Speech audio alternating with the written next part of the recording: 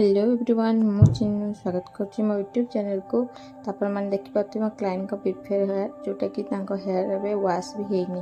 तो ये hair wash fast करना और हेयर किसी लेंथ कटिंग करना तापर आम स्टार्टिंग करवा कलर हेयर जो कलर करेंगे ग्लोबल विथ हाइलाइट। चलते स्टार्ट करवा। तो देखिए मो क्लाइंट को हेयर को भल भाव सेक्शन कर तो मुझे 2 4 6टे सेक्शन कर टोटाल 6टा सेक्शन कर। तो आप चाहिए सेक्शन को आउ छोट छोट सेक्शन करेंगे। तो मुझे 6टा सेक्शन कर काटी नहीं फॉइल पेपर। तो फॉइल पेपर आपण को यूज करार ही अच्छी। तो यूज न कले फॉइल पेपर तो आमर केबे भी ब्लॉन्डटा परफेक्टली हो न थाए।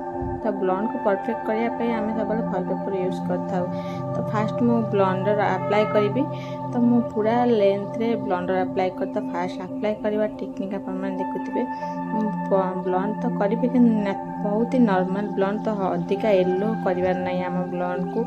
अधिका येलो कले आम क्लाइंट जो कलर छाड़ तो सी ब्लॉन्ड हेयर चुट्टी बहुत खराब रही। तो चुट्टी सेमती बहुत सारा डैमेज अच्छी। तो डैमेज हेयर जेहतु एत डैमेज हेयर अच्छी तो हेयर आम ब्लॉन्ड नॉर्मल ही करवा 30 वॉल्यूम सहित करवा। यदि अधिक डैमेज तो आप 20 वॉल्यूम सहित भी ब्लॉन्ड करेंगे किसी असुविधा ना। तो आम देखिए बहुत सारा मु रोड छाड़ी ही लगाऊँगी ब्लॉन्डर। तो आपमती यूज कर ब्लॉन्डर को। तो जमा भी रोड को ब्लॉन्डर देवे ही नहीं। तो आप देखिए मुझे सेक्शन बाय सेक्शन छोट सेक्शन बाहर कर टेक्निक भी पूरा मुझे देखिए। देखिए केमी बाहर कराब छोट सेक्शन। तो आम पूरा सेक्शन अलग करदेवार अच्छे। बस जो चुट्टी आम सेक्शन छोट कर चुट्टी आम ब्लॉन्डर को अप्लाई करवा। तो देखिए मुझे अप्लाई कर। तो ये टाइप करके ब्लॉन्डर को अप्लाई करने। तो आप ग्लोव्स पिंधि ने। तो फास्ट मुझे ग्लोव्स पिंधि नी। बहुत सारा क्लाइंट थे तत्तर मुझे ग्लोव्स पिंधे भूल जाती। तो फास्ट एमती लगे तो ग्लोव्स लगे कभी भी भूल हाथ में जो ब्लॉन्डर यूज कर हाथ बहुत सारा इन्फेक्शन होता है। तो मुझे लगे जो भूल जाती। तो फास्ट मुझे ब्लॉन्डर हाथ में मारदी। भावती नहीं मुझे ग्लोव्स पिंधा भूल जाइए। तो मुझे फैन को वाश भी कर दी। तो आप यूज कर ब्लॉन्डर तो ग्लोव्स निश्चय यूज करूँ। देखिए हाथ धोक पलि पूरा भल भाव पुणी अप्लाई करी। तो जमा भी हाथ में ब्लॉन्डर को लगे देवी कम कला ये आपको ध्यान रखा अच्छी कि आपको जमा भी ब्लॉन्डर जमी आप हाथ में न बाजे और क्लाइंट को रूट न लगे।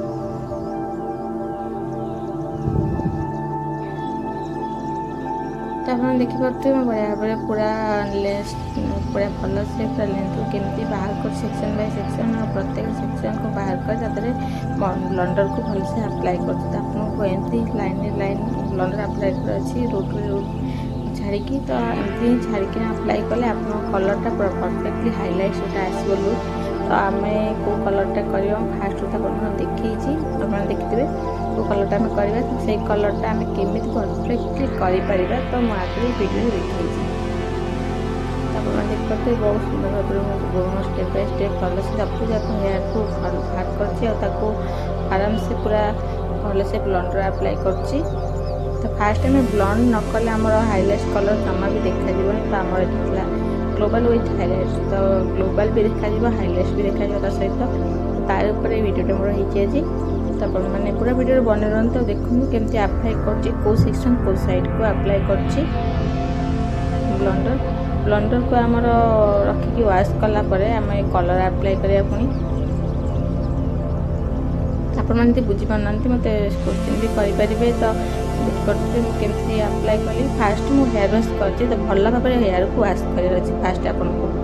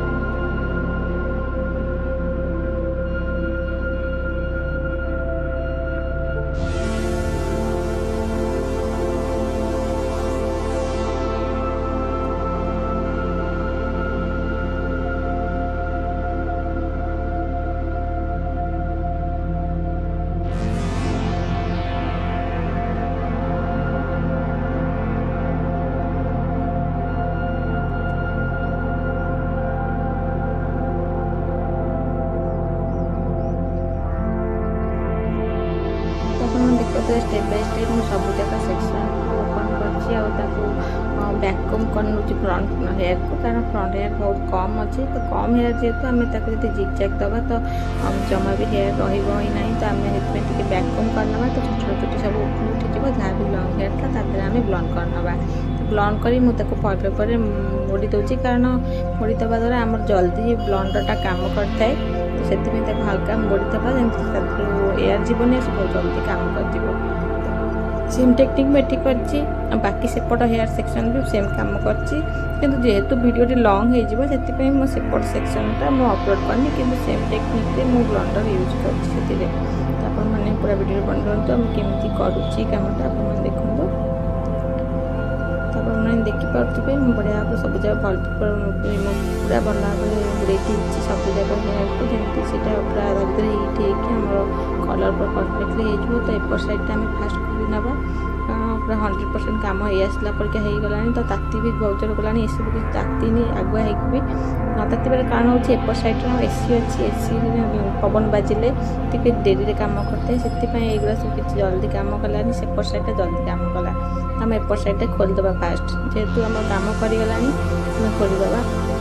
जदि यहाँ अधा टाइम रखीद तो अधिका जोटा कि एक्सट्रा हो ब्लंड कलरटा। तो आम एत अधिका कलर दरकार ना, तो आम एक्सट्रा टाइम जमा भी रखा। तो फॉइल पेपर बाहर कर मुझे पानी स्प्रे करनेबी।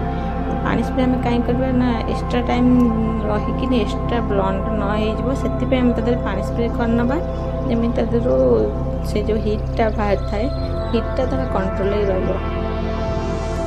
अपन मैंने देख पाते भल भाव पूरा स्मज कर नौ फिंगर रे। तो दुईटा सेक्शन को मिक्स करने भी भल से टैंगल फ्री करने भी, और फिंगर तक स्मज करने भी, जहाँ भी एक्सट्रा प्रोडक्ट था बाहर करने भी, और पानी स्प्रे करने भी, से हिटटा कमिज। आम एक्सट्रा भी ब्लंडटा एक्सट्रा कलर आसबनी, येलो अधिका हम ना।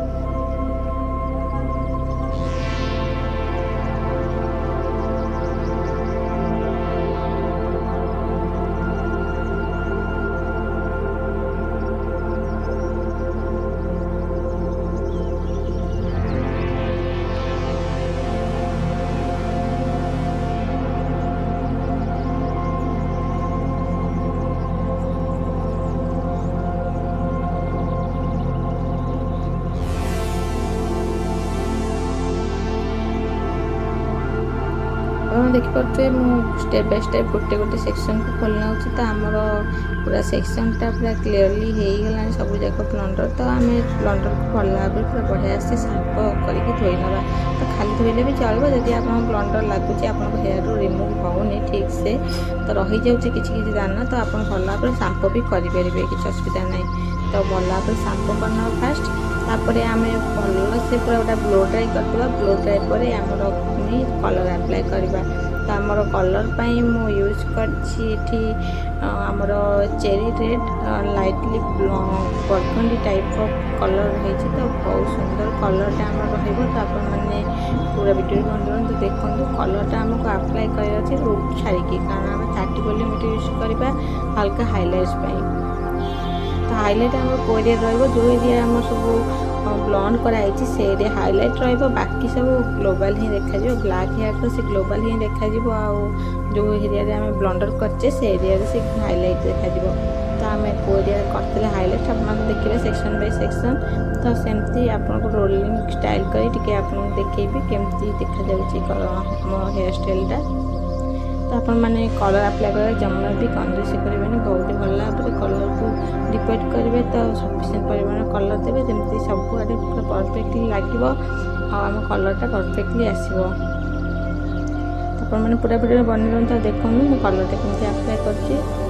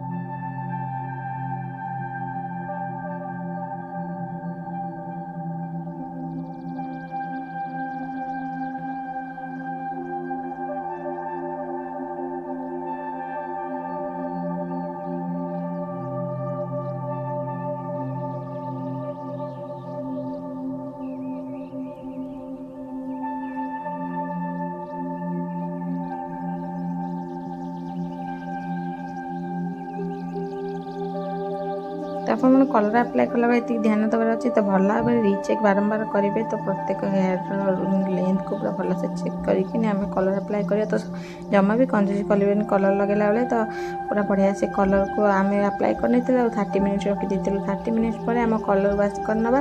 ତ ଭଲ ଭାବରେ ଆମେ କଲର୍କୁ ଏବେ ୱାଶ୍ କରିନେବା ପୁରା। ଆପଣ ଚାହିଁବେ ଯଦି ସାମ୍ପୁ ବି କରିପାରିବେ। ତ ଷ୍ଟ୍ରିକ୍ଟ ପ୍ରୋଫେସନାଲ୍ର ସାମ୍ପୁ ଅଲରେଡ଼ି ଆସିଯାଉଛି କଲର୍ ପରେ ୱାଶ୍ କରିବା ପାଇଁ।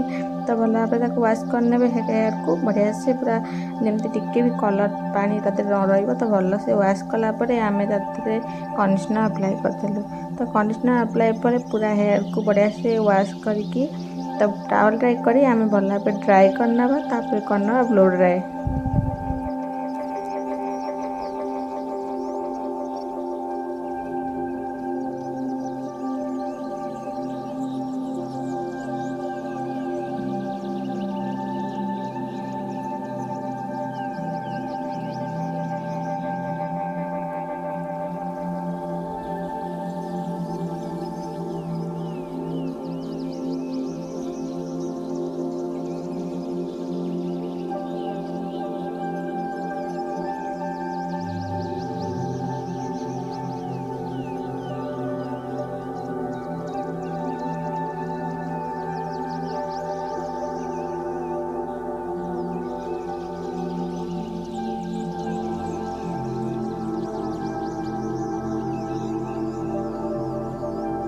तो रूपा भी भल भाव पूरा 100% ड्राई करने तापर करने पूरा हेयर को ब्लो ड्राई। तो आपने देखते पारे कलर आमर पूरा परफेक्टली आसी जाइए।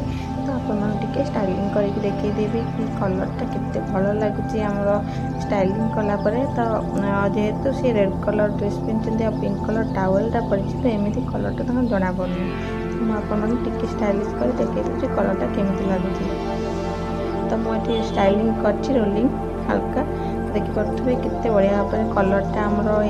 तो घर भितर कलरटा एमती ही देखा नॉर्मल लाइट रे जोटा कि आमर हाइलाइट कलर रही बहुत सुंदर भाव में मुझे डेकोरेट कर बहुत सुंदर लगे पाख देखिपे मैंने तो भल भाव में पूरा बढ़िया से कलरटा अप्लाई करी। तो केते भल भाव में कलर आमर आसी जाइए 100% ग्रे कवरेज भी रोचे। आपंकर ग्रे हेयर रोच भी बहुत भल कवर दब और हाइलाइट लुक भी दब। तो आप बाहर भी देखिपे कलरटा बहुत सुंदर लगुच। तो आशा कर कलरटा बहुत भल लगी। तो जब भल लगी वीडियो लाइक करें जमा भूलें। कमेंट करें केमी लगे। रोचे नमस्कार।